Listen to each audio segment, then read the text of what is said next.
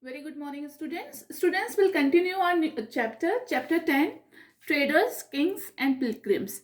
In last video, I made you understand what is the meaning of traders, kings and pilgrims. Okay. Now the next module, we will study about the story of Silk Road. Student, you can see this fabric here. Okay. Ah, yeah. It is very shining. It's very glossy in color. Huh? So this fabric is called a silk. Okay. You can see the silk fabric in your mother's wardrobe also. You can ask to your mother to, she can show you the silk fabric actually. Okay. I'm trying to show you here is silk. It's big, it's very fine. It's very glossy. It's very smooth in touch. Okay, students, and it's very costly also. So today we will start the study of this silk. So the rich glossy color of silk as well as its smooth texture make it a highly valued fabric in most societies. Okay, students? Here, students, I'm telling you one thing more, that the silk is also a status symbol because it's very rich and it's very costly. Okay, it's glossy in color and very smooth texture it is. So it becomes the status symbols also, that who are wearing a silk fabric, silk sarees, whatever the silk material, they belong to a very good status. So students, now in making silk a completed process, raw silk has to be extracted from the cocoons of silkworms. You know how to make a silk? Huh? There is a one silkworm is called a cocoon. So it's extracted from that worms. Worms means kira. Spun into thread and then woven into cloth. Okay. So first of all, we'll make that sperm into thread and then woven into the cloth. पहले हम thread बनाते हैं उससे और उसके बाद हम इसको वीव करते हैं सिल्क को. Students, techniques of making silk were first invented in China around 7,000 years ago. Before this time, students, 7,000 years ago, this technique were invented in China first of all. Okay, that time no other countries known about the technique of silk. Okay, and China is also remained a closely guarded secret of thousands of years. Means to say the techniques of making silk even the China did not share with anybody else in other countries. Okay, students. China, who went to distant land on foot, horseback, and on camels, carried silk with them. The path they followed came to be known as the Silk Road. So the main word is here the Silk Road. We are talking about the Silk Road. Silk Road means to students जिस route से silk का business किया जाता है, that is called a Silk Road. Okay, as I told you that the China was the first country who invented the silk, and it did not share the technique of making silk with other countries. So only the China was whole soul who trade in silk with the other countries in ancient time. Okay, and China, though the traders come by on foot, horseback, जो लोग पैदल आते थे, horse पे बैठ के आते थे, and on camel carried silk with them, वो अपने साथ सिल्क लेकर आते थे. Okay, and the path and that the way which they followed, और जिस पाथ से वो आते थे, it came to be known as the Silk Road. Okay, sometime China Chinese rulers sent silk to rulers in Iran and West Asia, and from there. Okay, the thing is that students, Chinese rulers sent silk as a gift to Iran and West Asia, and from other West Asia, Iran, and from there, the knowledge of silk spread further west. ठीक है, धीरे धीरे क्या हुआ students, जो Chinese rulers थे, they start trade with the Iran and West Asia, and they start sending the silk as a gift. ठीक है, first of all the Chinese introduced silk as a gift, and later on the knowledge of the silk spread further the west side of the country also. Okay, about 2000 years ago, wearing silk became the fashion amongst the rulers and rich people in Rome. I told you that students, wearing a silk is also become a status symbol because it's very costly, it's very rich in colors and glossy in textures. So wearing the silk, it becomes the fashion. ये fashion बन गया amongst the ruler and rich people in Rome. Okay. Some kings tried to control large portion of the route. Okay, student. It was very expensive, as you know that it had to be brought all the way from China along the dangerous road through the mountains and desert. Okay, student. जो China के through silk भेजा जाता था वो बहुत ही dangerous road से के through, जहाँ माउंटेन्स और डेजर्ट हुआ करते थे, ठीक है, उसके थ्रू भेजा जाता था. People living along the route often demanded payments for allowing traders to pass through. What happened was going on. The path of that silk route where the traders went with this silk, and that the peoples were living on that route, they were asking about the payments. वो क्या हुआ, जिस root पे वो लोग जाते थे और जहाँ वो जो उस रूट पे जो वहाँ के लोग रहते थे, they were start asking about the payments कि आप हमारा रूट यूज कर रहे हो, आप हमारी पाथ यूज कर रहे हो, that's why you have to pay us the payments also. Because जो सिल्क रूट का पाथ था, it was very dangerous. So big big mountains over there, big forest over there, dense forest over there. So the people, those are living along that route, often demanded payments for allowing and traders to pass through. Okay. Now students, here I'll just show you the map. Okay, you can see this map in your book also, the page number 84 and 85. Okay, this is the map of Silk Route. Dekho, showing important trade routes including the Silk Route. Okay, these are the colors which indicates you. This is a brown color. These routes were under the control of Chinese ruler. Okay, as you know that Chinese were firstly invented the silk. So this you can see, this is a dark brown color, and this route, all this route is under covered by the Chinese ruler. Okay, you can see it here. Second one is green one. Okay, these routes were under the control of Kushans. ये this will read it later on. अभी हम इसको पढ़ते हैं, ठीक है. So where it is a green, you can see it is the green color. Okay, it is here. This is a green. So this route is under the Kushans. Okay, this green you can see it here also. है ना? It is visible to you all. Then this is a gray one. These were important sea routes. Okay, now the important sea routes you can see in India also. You can identify your map of India. It is written also here. So the gray, these are the important sea route which went through the India. Okay, देखो ये this one. Okay, this is the sea routes which they went through the India. Okay, now the fourth is red one. These routes were under the control of the ruler of Iran. As I told you that Chinese ruler sent the silk to the Iran and the West Asia. So this is a Iran. देखो, this is a China. It's China. These all brown colors route which is under control by the Chinese rulers, and then it becomes in the red color. You can see the difference between the color. Yeah, it is a Iran. Okay, so first of all, the Chinese sent their silk as a gift to the Iran and West Coast, and after that the Irans also started trade with the silk. तो China ने क्या करा था, पहले तो silk को as a gift उनको show करा, ठीक है, और उसके बाद उसमें उन्होंने they started business with the Iran and West Coast. Okay, then is the purple one. These routes were controlled by the Roman Empire. Okay, देखो अब China is here, this purple one.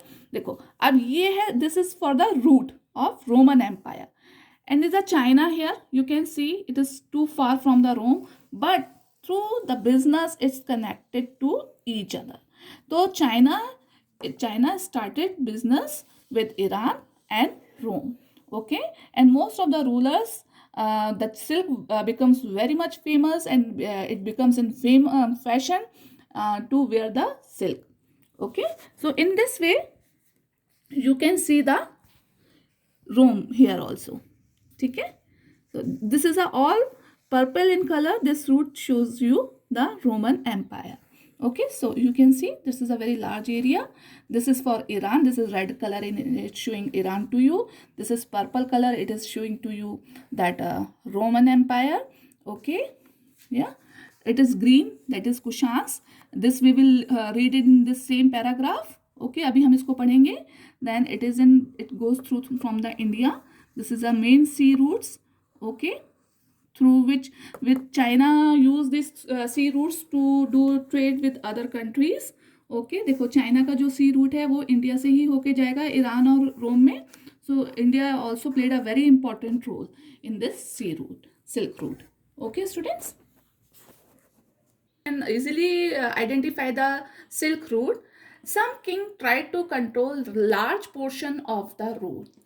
This was because they could benefit from taxes, tributes, and gifts what were bought by the traders traveling along the route. Okay, just it is a very important line, student. Just try to understand this one. Most of the kings, ऐसा तो नहीं है कि जो silk root है वहाँ कोई किसी का एम्पायर नहीं है. There were no kings. So the most of the kings tried to control their portion of the route. Why? With that traders always brought very good gifts, tributes and taxes with them. Okay जो traders होते थे वो हमेशा अपने साथ taxes, tributes means जो आपकी charity होती है, मनी होता है, गिफ्ट्स होते हैं, उनके साथ वो हमेशा ट्रैवलिंग करते थे because they were going to trade with the other empire. तो they have brought of all this things and the most of the kings try to control and take this benefits from the traders. Okay, in return they often protected the traders who passed through their kingdoms from attack by robbers. Okay, so what the strategy the kings adopted over there, ki if you will give us taxes, tributes and gift which you have bought for that you're traveling, if you would give us all these things, so we protected to you excuse me, to be protected to you by the attacks of robbers means डाकू डिकॉट्स. ठीक है, तो वो कहते थे कि अगर आप हमें ये गिफ्ट्स, अपने ट्रिब्यूट्स और टैक्सेस अगर आप हमारे रूट को यूज करने का आप हमें दोगे तो we definitely protected by the attacks of robbers. Okay, student, the best known of the rulers who controlled the Silk Route were the Kushans. Okay, who ruled over Central Asia and Northwest India around 2000 years ago. As I told you when I have shown you the maps that so many kings were trying to control the Silk Route. Okay, and which one? Kushans were the most best ruler who control the Silk Route. तो कुशांस जो थे उन्होंने silk route को control करा था. Students, who ruled over the Central Asia and Northwest India around 2000 years ago. Their two major centers of power were Peshawar and Mathura.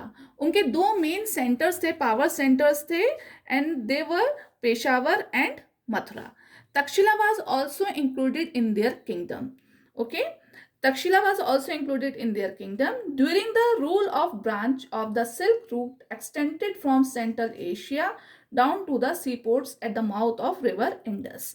Student, in that Kushans के जब rule था, कुशांस राजाओं का जब उसका जो उनका रूल था उस समय सिल्क रूट का जो एक्सपेंडेशन हुआ, जो एक्सटेंडेड हुआ silk route, that was from Central Asia towards the seaport of the mouth of river Indus. Okay, and the Kushans were amongst the earliest rulers of the subcontinent to issue the gold coins. They were used by the traders along the Silk Road. Here the students, subcontinent, the word is used for India.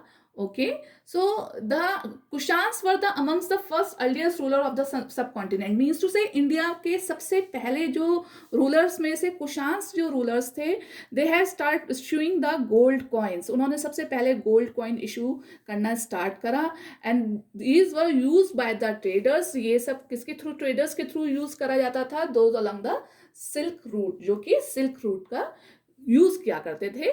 उन traders को ये gold coins issue किए जाते थे. Okay, now will study here also. Look at in your book. Now we will start the study of the spread of Buddhism. Okay, the most of the Kushans ruler was Kanishka, who ruled among Around 19 years ago, he organized a Buddhist council where scholars met and discussed important matters. Okay, the most famous Kushan ruler, सबसे famous Kushan ruler में सबसे famous जो ruler रहा है वो कनिष्का है, and he ruled around 1900 years ago. उन्होंने 1900 years ago पहले रूल किया था. He organised a Buddhist council where scholar met and discuss important matter. इन्होंने एक काउंसिल ऑर्गेनाइज करी थी where the scholar met and discuss the important matters. Ashwagosha, a poet who composed a biography of the Buddha Charitra. Okay, Ashwagosha was the poet of that time of the Kanishka ruler, and he wrote the biography. You know, biography and autobiography. Biography is written by the others for the particular famous king and emperors. Okay, so Ashwagosha was a poet who wrote the biography of Buddha, and it was known as the Buddha Charitra. ठीक है, lived in his court. This Ashwagosha lived in Kanishka's court. Okay, Ashwagosha and other Buddhist scholars now began writing in Sanskrit. A new form of Buddhism known as Mahayana Buddhism. Okay, this is a new type of a Buddhism religion. I told you before also that we have a Vedic period, and Vedic period we have divided into two parts: early Vedic period and a later Vedic period. It is related to the Hindu religion. After that, the Buddhism has introduced in that era. Okay, so this is a new form of Buddhism. It's known as Mahayana. Okay, now developed. This had two distinct features. इसके दो अलग features थे. Earlier the Buddha's presence as shown in sculpture. Sculpture means होता है बेटा statue और मूर्ति. By using certain sign. For instance, his attainment of enlightenment.